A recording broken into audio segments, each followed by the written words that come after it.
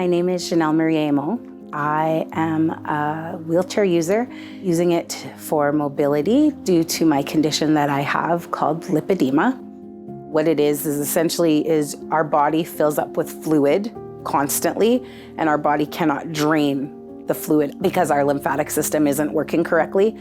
So I was swelling so bad and at such a fast rate that I couldn't walk on it because it hurt so much. The only way for me to not be in pain was be lying down in my bed. So 2 years of my life, I ended up being bedridden. The reason part of that happened was because here in Manitoba, there is only one doctor that can actually diagnose my condition. But because he's not an actual lipedema specialist, he's a vascular surgeon, he can diagnose me, but that's it. There's nothing more he can do. So he can give me lists of conservative treatments, which we were already trying to do. I was learning as much as I could about my condition so that I could figure out what I need to do. He literally told me, yes, you do have this condition. You need to get this pump that's $12,000, not covered. I don't have $12,000 to buy a pump for something that I need to help me to live. So instead of having a pump, home care, and I decided, well, let's try this wrapping. So they tried wrapping, but then we found out after a year of them doing it and nothing happening, that the wrapping that they were doing for me was completely wrong, was doing absolutely nothing and wasn't helping my situation. It was actually making my legs worse.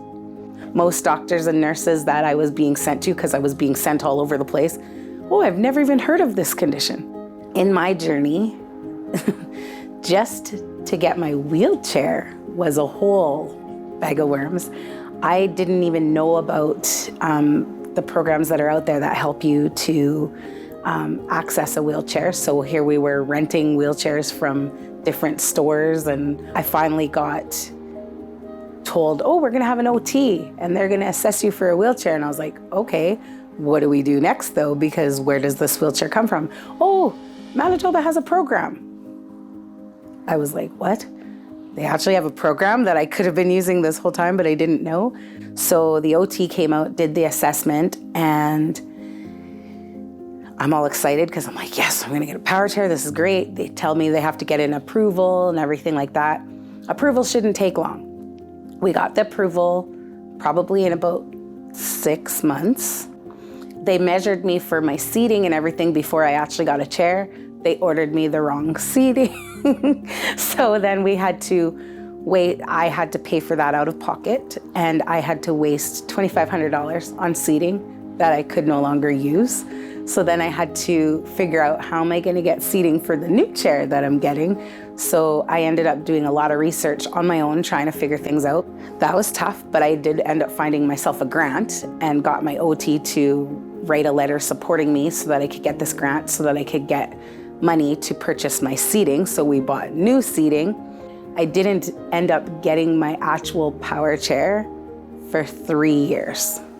I have to wear compression garments literally from head to toe every day. And you're supposed to get new compression garments every 6 months when your body is changing as fast as mine is. And to get new garments every 6 months, and you need at least 2 pairs, because one that you can wear and one that you can wash, $1,200 a pop. Who can afford that? That's not covered. Accessibility housing. There's like none. And the few that there are, the wait lists are insane. I've been on 2 places for the past almost 4 years. I'm number 6. I feel like you literally have to wait for someone to die so you can get a new home to live.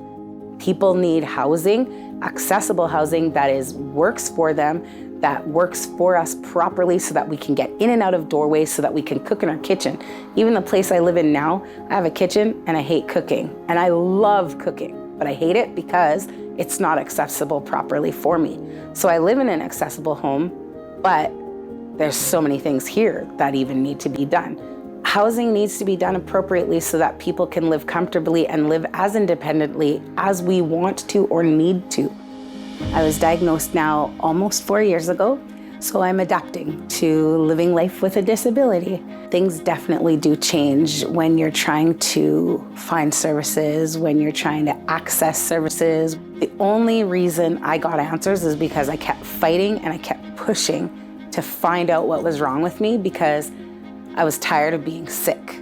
I have this condition and I know that there's ways that I can get better, but because I don't have tons of money or I don't have provincial support from the government, I can't, because my costs for my surgeries are too expensive. We've been rallying together to try and get more heard, trying to advocate for us for our condition. We're trying to get Manitoba to understand that we deserve care too, regardless of what type of condition we have. It's a medical condition and it needs to be taken care of.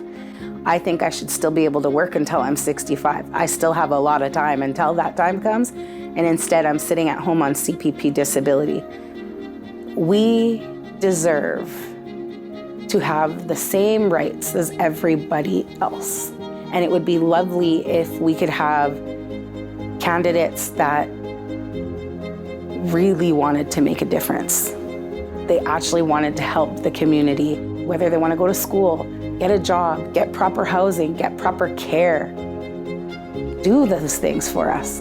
Do it. Don't just say you're going to do it. Actually do it.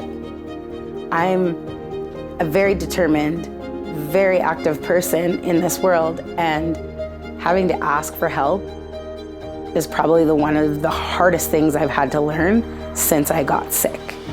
And I just feel that things should be made a little bit easier for everybody.